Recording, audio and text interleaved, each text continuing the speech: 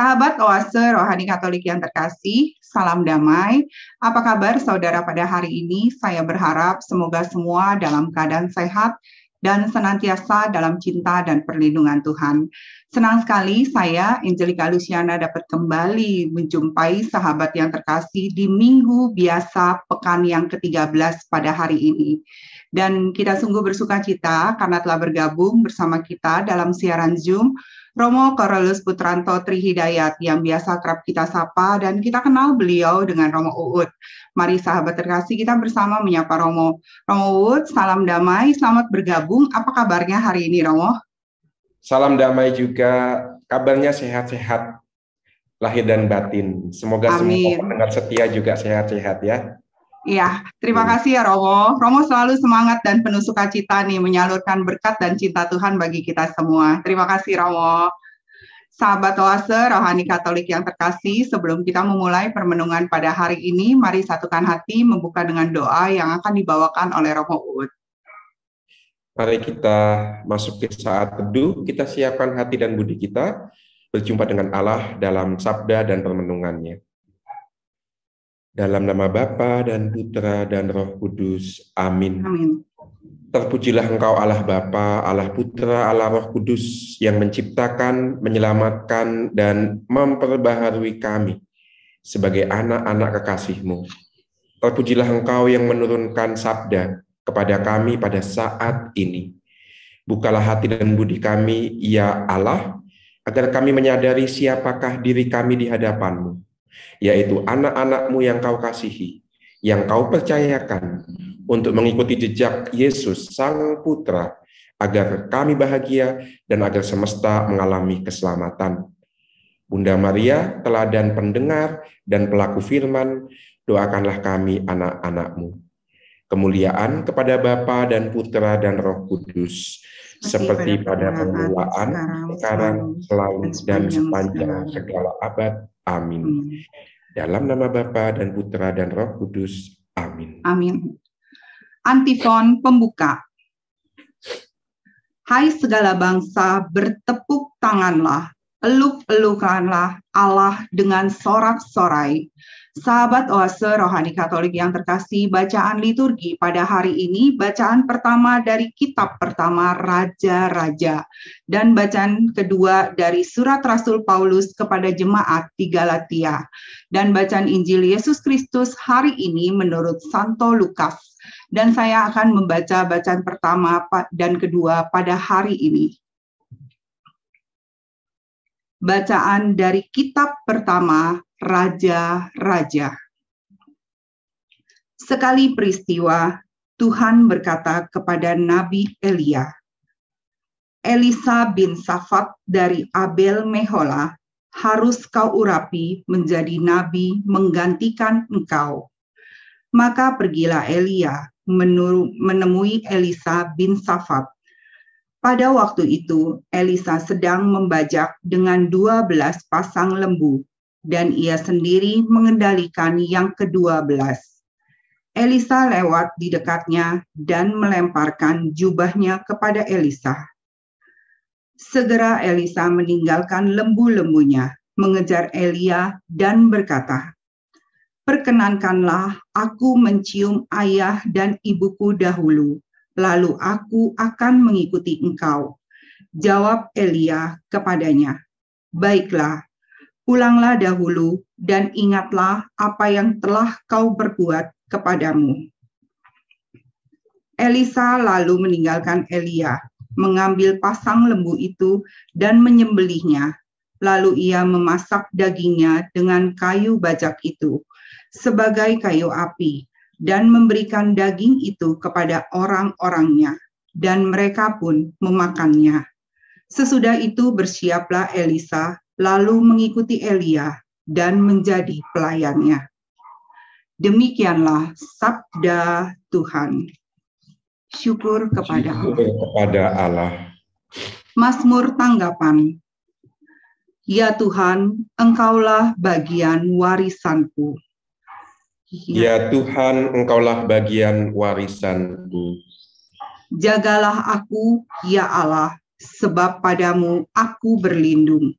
Aku berkata kepada Tuhan, Engkaulah Tuhanku, Engkaulah bagian warisan dan pialaku, Engkau sendirilah yang meneguhkan bagian yang diundi kepadaku. Ya Tuhan, Engkaulah bagian warisanku. Aku memuji Tuhan yang telah memberi nasihat kepadaku. Pada waktu malam aku diajar oleh hati nuraniku. Aku senantiasa memandang kepada Tuhan, karena Ia berdiri di sebelah kananku. Aku tidak goyah. Ya Tuhan, ya Engkaulah Tuhan, bagian warisanku. Sebab itu hatiku bersukacita dan jiwaku bersorak-sorai, sebab Engkau tidak menyerahkan aku ke dunia orang mati dan tidak membiarkan orang kudus-Mu melihat kebinasaan. Ya Tuhan, Engkaulah bagian warisanku. Engkau memberitahukan kepadaku jalan kehidupan. Di hadapan-Mu ada sukacita berlimpah. Di tangan kanan-Mu ada nikmat yang abadi. Ya Tuhan, Engkaulah bagian warisanku. Bacaan kedua, bacaan dari surat Rasul Paulus kepada jemaat di Galatia. Saudara-saudara, Kristus telah memerdekakan kita, supaya kita benar-benar merdeka. Karena itu berdirilah teguh dan jangan mau tunduk lagi di bawah kuk perhambaan. Memang kamu telah dipanggil untuk merdeka, tetapi janganlah kamu mempergunakan kemerdekaan itu sebagai kesempatan untuk hidup dalam dosa, melainkan layanilah seorang akan yang lain karena kasih. Sebab seluruh hukum Taurat tercakup dalam satu firman ini. Kasihilah sesamamu manusia seperti dirimu sendiri. Akan tetapi, kalau kamu saling menggigit dan saling menelan, awaslah, jangan-jangan kamu saling membinasakan. Maksudku ialah, hiduplah oleh Roh, maka kamu tidak akan menuruti keinginan daging. Sebab keinginan daging berlawanan dengan keinginan roh, dan keinginan roh berlawanan dengan keinginan daging. Karena keduanya bertentangan, sehingga setiap kali kamu tidak melakukan apa yang kamu kehendaki. Sebaliknya, kalau kamu membiarkan diri dibimbing oleh roh, maka kamu tidak hidup di bawah hukum Taurat. Demikianlah sabda Tuhan. Syukur kepada Allah. Sahabat Oase Rohani Katolik yang terkasih, sekarang marilah kita mempersiapkan hati untuk mendengarkan bacaan Injil. Haleluya, haleluya, haleluya. Bersabdalah ya Tuhan, sebab hamba-Mu mendengarkan. Sabda-Mu adalah sabda hidup yang kekal. Haleluya,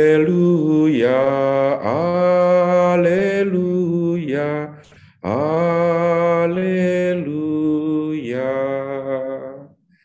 Tuhan bersamamu. Dan bersama roh-Mu. Inilah Injil suci menurut Lukas. Dimuliakanlah Tuhan.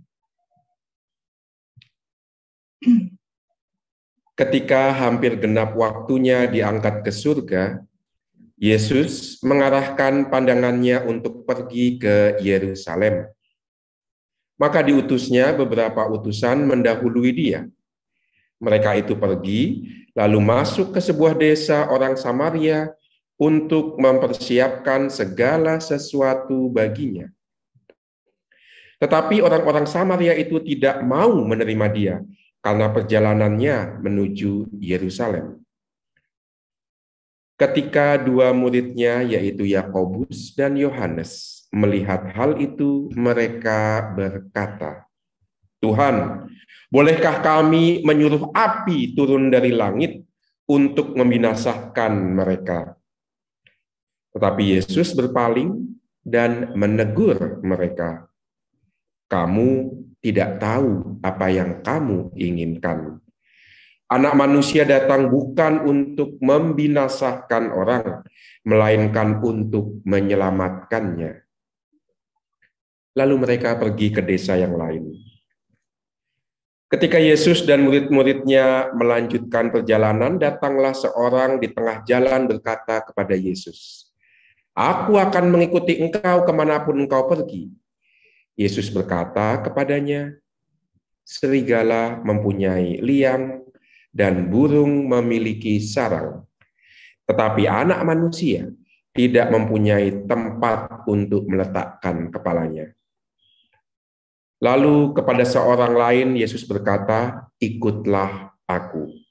Tetapi orang itu berkata, "Izinkan aku pergi dahulu menguburkan Bapakku." Tetapi Yesus menjawab, "Biarlah orang mati menguburkan orang mati, tetapi engkau pergilah dan beritakanlah kerajaan Allah di mana-mana."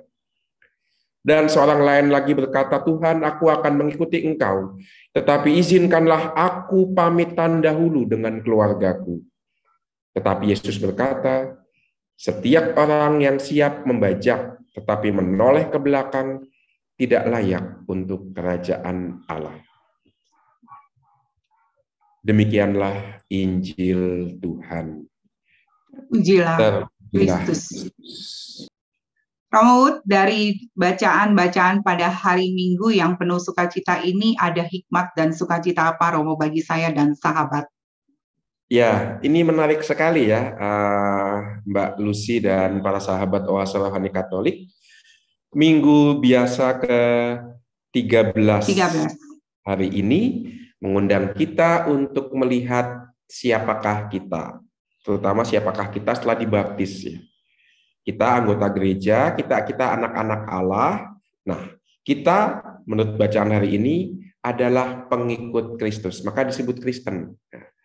Dan sebagai pengikut Kristus itu ada dinamikanya, ada perjalanannya, ada jatuh bangunnya, karena kita mengikuti Sang Guru. Nah, ini hikmatnya. Maka kita tidak seperti daun yang jatuh tanpa arah, hanya mengikuti angin, kemana angin bertiup. Tidak, kita mengikuti Sang Kristus yang sudah lebih dahulu berjalan di depan kita. Dan ini yang membuat hidup kita punya makna. Entah kita sedang berdosa, entah kita sedang hidupnya baik, entah kita sedang terpuruk, entah kita sedang ada di atas, tetap arahnya adalah kita pengikut Kristus. Ini semoga menjadi kekuatan, menjadi sumber harapan sekaligus sumber semangat kita. Kita dipanggil mengikuti Kristus. Ya, ini hikmat dari rangkaian bacaan pertama, bacaan kedua, bacaan Injil pada hari Minggu biasa ke-13. Iya, di sini banyak sekali yang di bacaan pertama, terus ada kaitannya dengan bacaan kedua juga dengan bacaan Injil ya Romo. Bagaimana kita mengikuti Kristus itu harus benar-benar dengan sepenuh hati, sepenuh hidup, dan sepenuh iman kita. Seperti itu ya Romo ya? Betul sekali, itu sudah nampak dari semua bacaan ya. Ada pesan itu ya.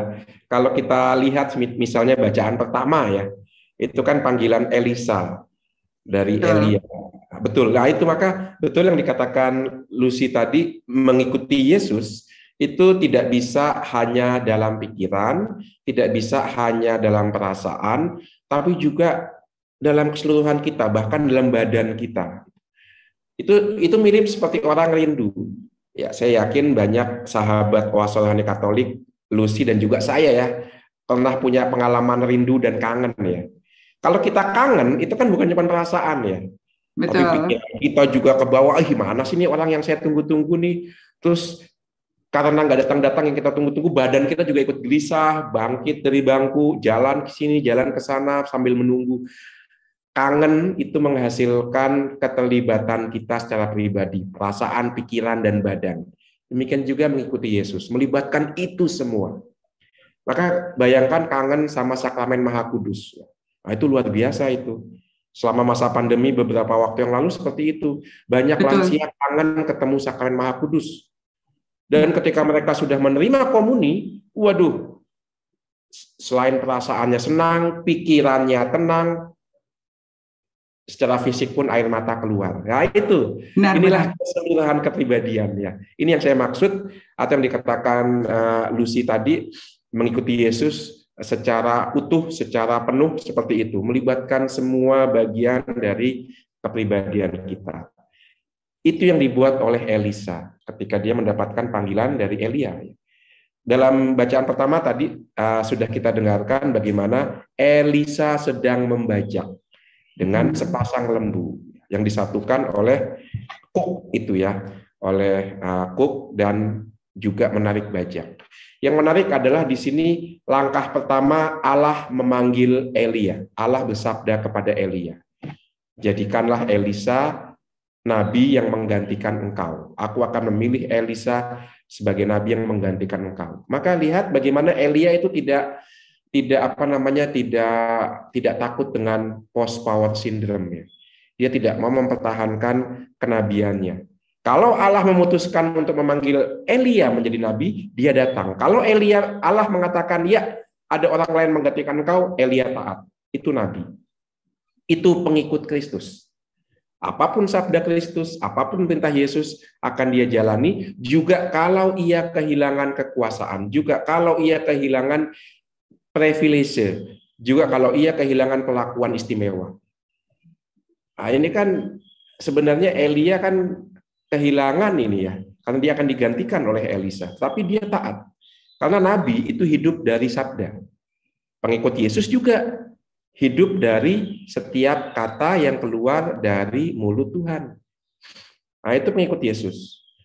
Nah, maka beberapa kali Bapak Paus Fransiskus misalnya mengatakan khususnya kepada para imam ya, ini kepada para imam, bahwa rahmat tahbisan itu memiliki dasar baptisan. Dan itu betul, orang tidak bisa ditahbiskan kalau nggak dibaptis dulu. Dan kalau panggilan imam berangkat tidak pertama-tama dari tahbisan, tetapi dari baptisan, maka seorang imam akan memandang dirinya memiliki martabat yang sama dengan kaum awam, tidak lebih tinggi, tidak lebih rendah. Hanya nanti ungkapan baptisannya yang berbeda. Imam mengungkapkan baptisannya dengan menjadi simbol pemersatu, ya kan, sebagai pemuka jemaat yang menyatukan, yang memimpin, yang menggembalakan. Tapi tidak lebih tinggi dari jemaat yang dia pimpin, karena jemaat yang dia pimpin juga punya ungkapan baptisan yang sama, yaitu hidup berkeluarga. Bagaimana imam bisa menjadi imam kalau dia tidak dilahirkan dalam keluarga?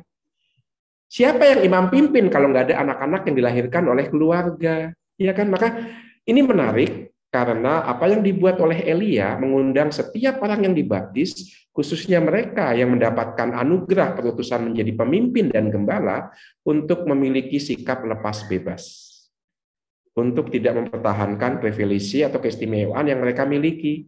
Dan persis ini yang diserukan oleh Bapak Paus. Gereja Katolik dalam sejarahnya, khususnya di saat-saat ini, harus berani melawan apa yang disebut klerikalisme. Klerikalisme itu berarti memanfaatkan keistimewaan pelayanan bukan sebagai ungkapan sarana untuk perutusan, tetapi untuk kepentingan pribadi. Ya, itu klerikalisme itu. Dan itu mau dilawan itu. Maka bacaan pertama hari ini mengingatkan para pemimpin, ya, para pelaku pelayanan untuk tidak menggunakan perutusan mereka sebagai kesempatan untuk mencari keuntungan pribadi. Elia melakukan itu. Elia meninggalkan. Dalam bacaan pertama asik ya, dia melepaskan jubah. Dia melempar jubahnya kepada Elisa. Jubah dalam masyarakat Yahudi itu melambangkan status. Melambangkan siapakah jati diri orang yang memakai jubah. Ingat perumpamaan anak yang hilang ya. Iya. Jika anak itu pulang ke rumah bapaknya, apa yang pertama kali dikenakan oleh sang ayah? Jubah. Baju. Ya. Jubah yang terbaik. Wah, itu berarti apa? Anak itu diterima kembali menjadi bagian dari keluarga sang bapak. Bahkan jubah yang terbaik, melambangkan identitas. Maka Elia melepaskan privilege-nya, keistimewaannya sebagai nabi diserahkan kepada Elisa. Itu menarik, itu yang pertama, hidup dari sabda. Yang kedua, Elisa ketika menerima panggilan melakukan hal yang sama. Dia meninggalkan segalanya. Dia meninggalkan keluarganya, bahkan dia menyembelih sapi dan bajak yang dia pakai. Maka menarik di sini. Ada satu simbol kegiatan ekonomi di sini ya. Yang semula Elisa itu menggunakan sapi dan bajak untuk menghasilkan, untuk memproduksi. Sekarang setelah menjadi murid Tuhan, alat produksi itu dia bagi-bagikan menjadi alat sosial. Karena itu semua akan digunakan untuk makan bersama para budaknya. Maka lihat bagaimana dari seorang pemilik, seorang produsen, seorang tuan, setelah mendapatkan panggilan, dia menjadi sama seperti budak, makan bersama dengan budak. Artinya tembok-tembok pemisah itu runtuh. Tidak ada lagi produsen, tidak ada lagi budak, tidak ada lagi pemilik, semuanya sama. Ini ciri khas yang kedua dari nabi, dari pengikut Tuhan. Semua dipandang sama, semartabat seperti yang saya katakan di awal tadi ya. Imam maupun umat awam semartabat dalam baptisan. Maka tidak ada lagi pembedaan suku, ya kan? Suka tidak suka. Nah, itu dilakukan Elisa itu untuk mengikuti panggilan Allah melalui Nabi Elia. Dan lihat, Elisa itu tidak mendengarkan suara Allah. Panggilan Allah kepada Elisa ia terima melalui perantara, yaitu Nabi Elia. Maka lihat bagaimana yang namanya kesaksian iman itu begitu penting. Itulah tugas kita. Tugas kita juga memanggil orang, menyapa orang lain, karena melalui sapaan dan panggilan kita, orang lain mengalami sapaan dan panggilan Allah. Wah, itu tugas maha berat itu untuk kita orang Kristen itu. Kita dijadikan sakramen yang hidup. Maka kalau orang melihat kita, diharapkan orang mengalami keselamatan, mengalami persahabatan dengan Allah sendiri. Dan persis itu yang dikatakan oleh Santa Teresa dari Kalkuta ya. Santa Teresa dari Kalkuta itu punya fokus yang luar biasa. Setiap kali dia bicara dengan satu orang, tidak boleh ada yang mengganggu. Bahkan dengan satu orang sekalipun, secepat apapun, dia akan fokus pada orang yang dia ajak bicara. Itu satu-satunya. Supaya apa?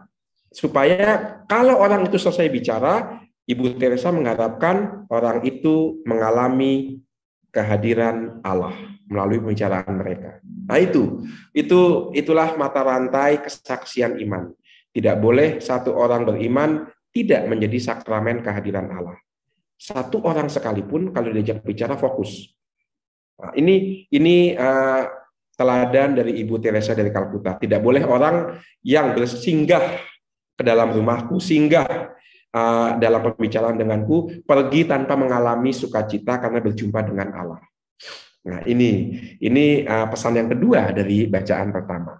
Iya, Romo, di dalam itu tadi yang di dalam bacaan pertama ya Romo, yang di dalam bacaan kedua juga saya juga melihat ada bagaimana kita diajarkan untuk hidup di dalam roh dan tidak menuruti keinginan daging, tapi semua itu berbasik di dalam kasih.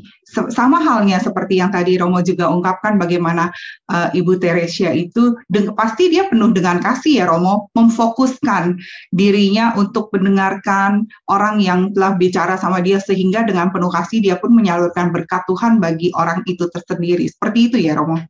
Iya, itu persis seperti itu. Dan kalau kita teliti, surat kepada umat di Galatia sebenarnya kritik Paulus kepada orang-orang yang merasa sudah bebas ketika dibaptis.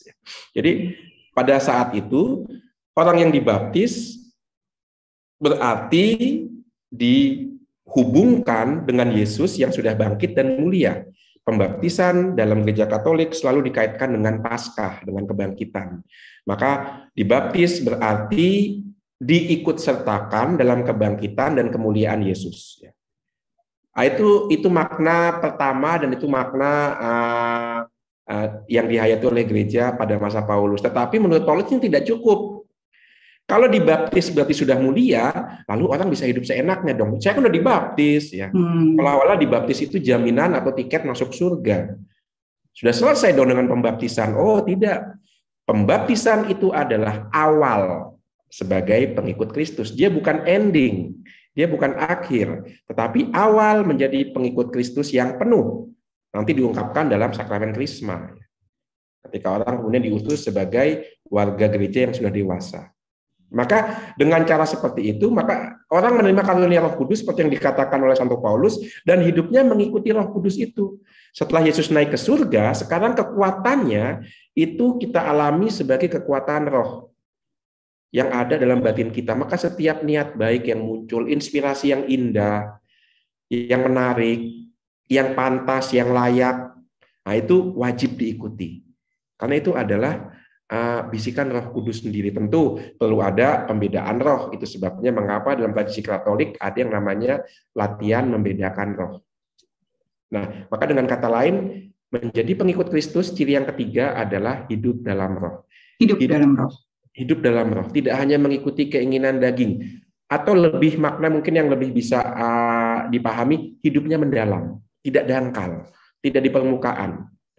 Tidak lip service saja, tetapi mendalam.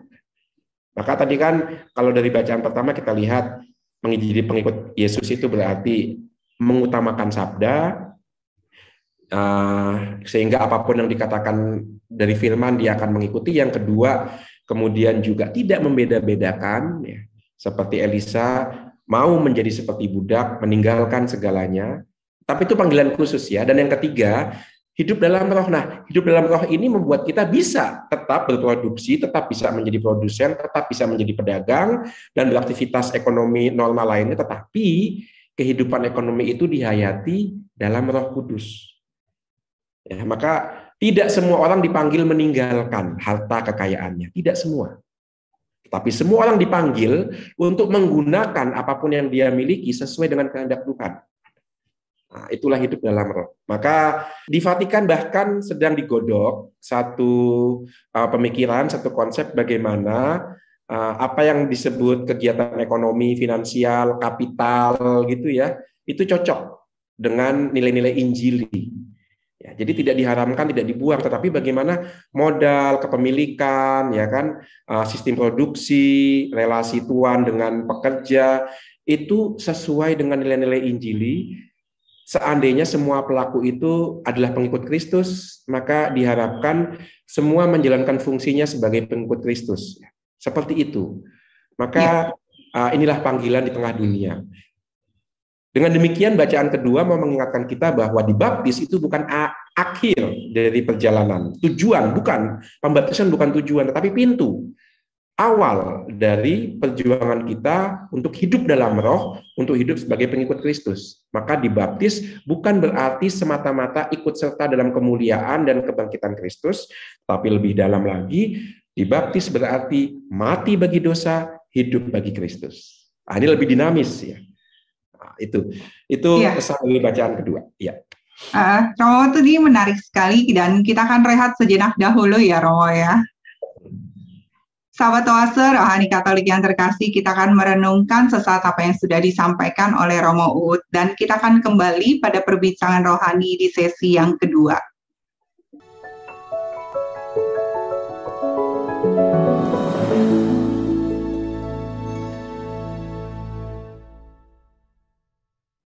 Sahabat Oase Rohani Katolik yang terkasih, salam damai, kembali lagi bersama Romo Carolus Putranto Trihidayat dan saya Angelika Luciana. Anda masih menyimak Oase Rohani Katolik.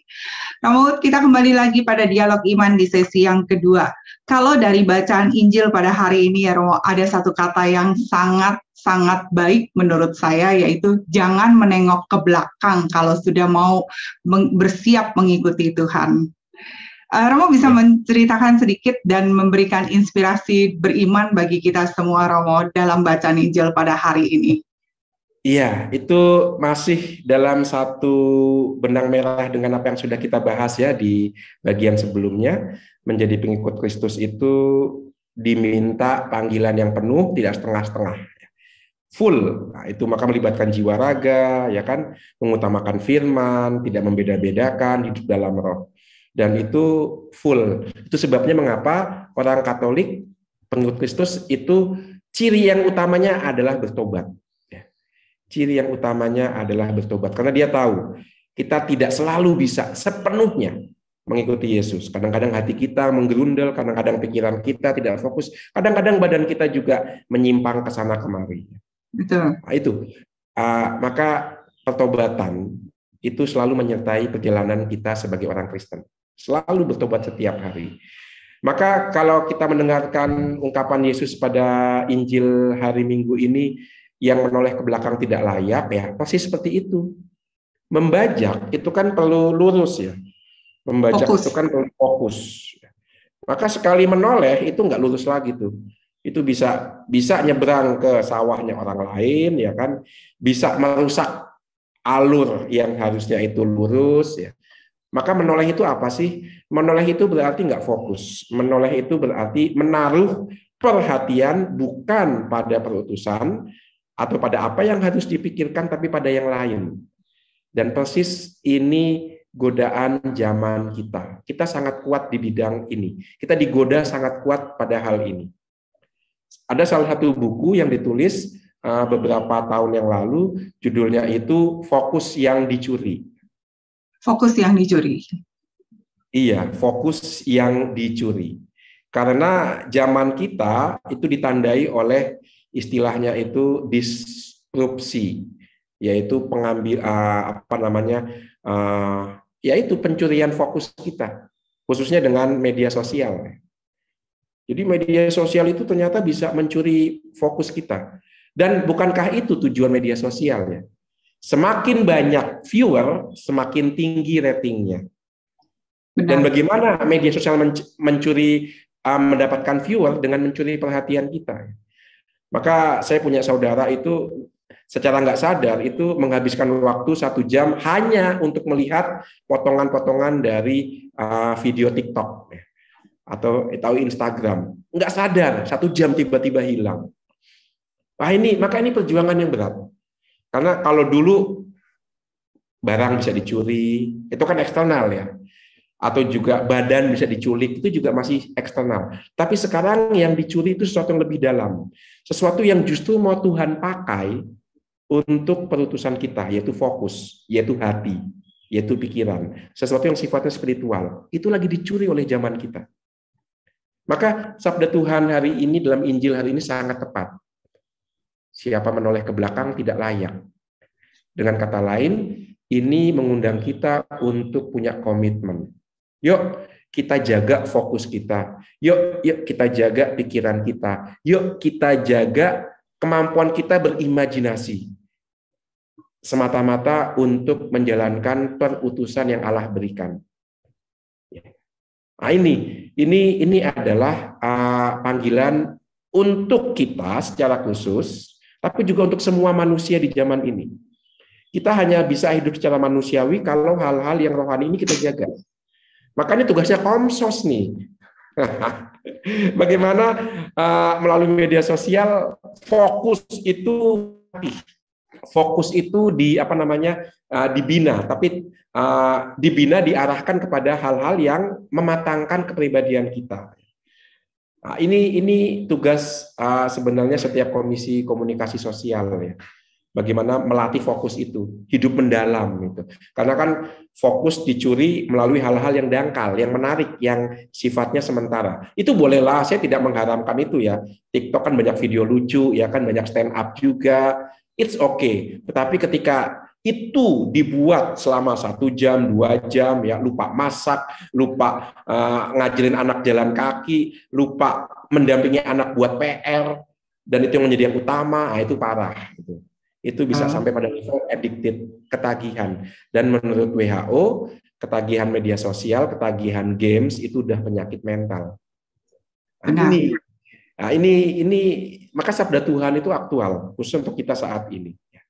Seperti itu, maka menjadi pengikut Yesus juga harus menjaga fokusnya, kemampuan berimajinasi, supaya tidak dicuri oleh hal-hal lain, menolak, membiarkan fokus dan kemampuan berimajinasi kita dicuri itu. Bayangkan kemampuan imajinasi kita dicuri untuk hal-hal yang lain. Maka saya nggak tahu, tetapi ada penelitian yang mengatakan orang modern semakin jarang mengalami mimpi. Jadi orang modern itu hanya tidur, fisiknya istirahat, tapi mentalnya nggak diperbaharui. Karena mentalnya sudah dicuri, mimpinya sudah dicuri oleh media sosial. Nggak punya kemampuan lagi berimajinasi. Nah, itu bahayanya. Lalu Allah mau menggunakan apa dalam diri kita? Kalau kemampuan berimajinasi kita itu dicuri, sudah tidak ada lagi. Nah, ini maka praktisnya yuk kita batasi. Kita batasi penggunaan media sosial, kita batasi mencari nikmat dari media sosial. Ada waktu-waktu yang mengatakan kita, oke, cukup sekarang jam doa, cukup sekarang saat teduh. Batasi, berikan waktu. Kan hidup yang bijaksana kan hidup yang seimbang, artinya jalan tengah. Media sosial tidak ditolak mentah-mentah, tapi juga tidak dipeluk sehabis-habisnya. Ambil jalan tengah. Nah, ini implikasi praktis dari sabda Tuhan hari ini, jangan menoleh ke belakang ketika membaca. Hidup secara bijak ketika menggunakan media sosial. Supaya Allah ketika membutuhkan bisa menggunakan fokus, perhatian, dan kemampuan kita berimajinasi sesuai dengan kehendaknya. Ya, begitu mungkin sedikit yang bisa dibahas dari sabda Tuhan. Iya, berarti kita harus memulai dari keluarga kita sendiri, karena gereja dimulai dari keluarga kecil kita dahulu ya Romo. Bagaimana kita juga bisa membimbing diri kita sendiri, kemudian suami dan juga anak-anak untuk bisa dengan cermat menggunakan media sosial ini dengan tidak terlalu fokus.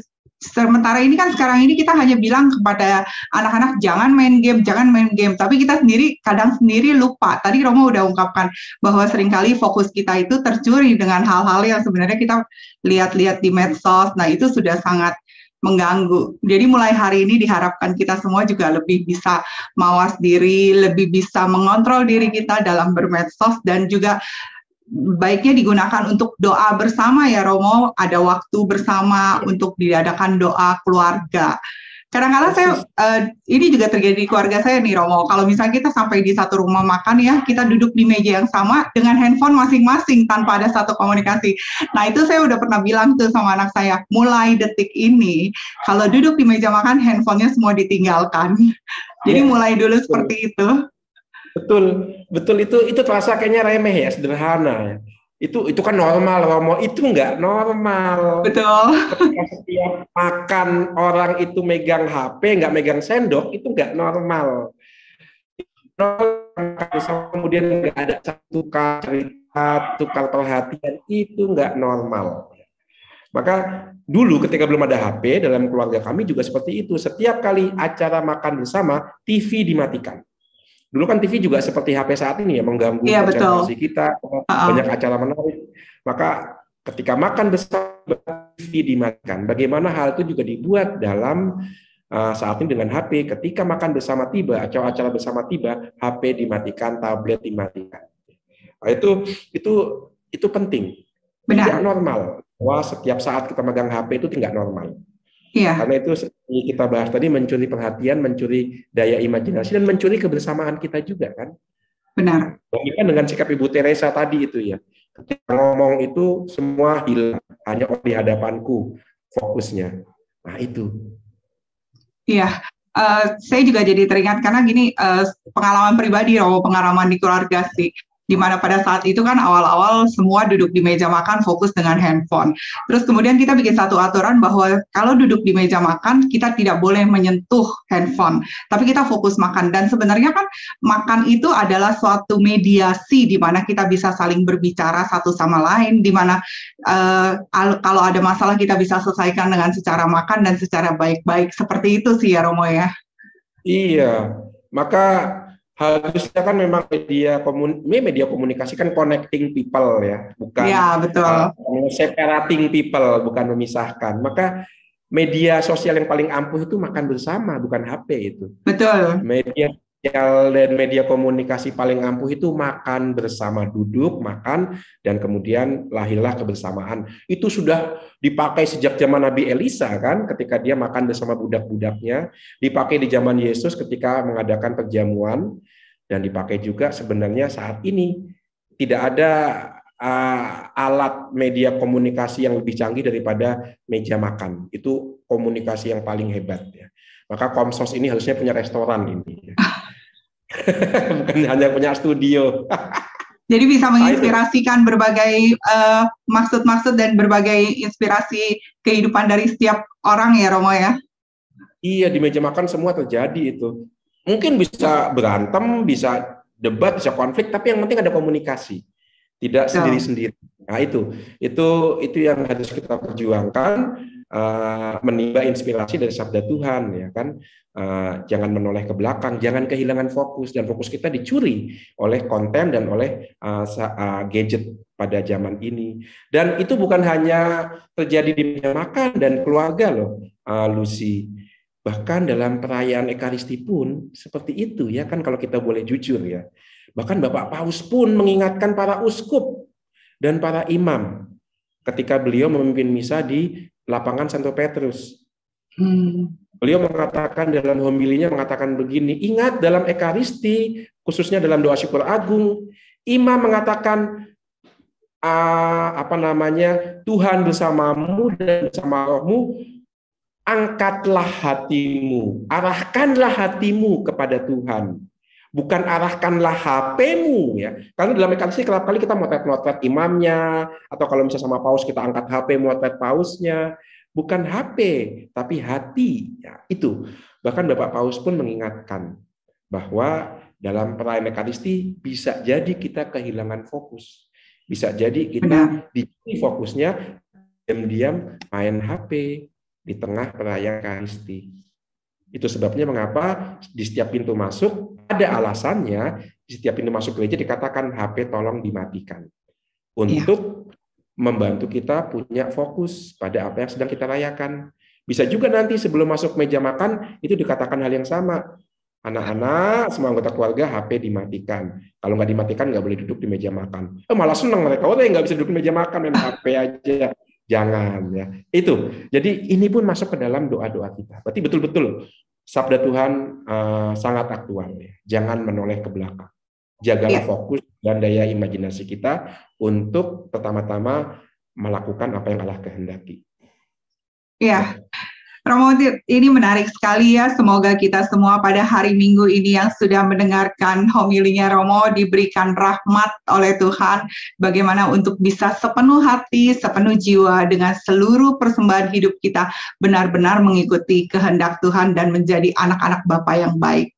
Seperti itu ya Romo ya. Terima kasih Romo buat kebersamaannya pada hari ini. Yang Romo wartakan memberikan inspirasi dan semangat beriman bagi kita semua. Terima kasih Romo. Sahabat Oase Rohani Katolik yang terkasih, usai sudah kebersamaan kita pada hari ini, saya, Angelica Luciana, dan Romo Carolus Putranto Trihidayat mohon pamit dari ruang dengar Anda. Sekarang marilah kita satukan hati, menutup dengan doa, dan mohon berkat Allah melalui Romo Uut. Baik, marilah kita bersatu dalam doa.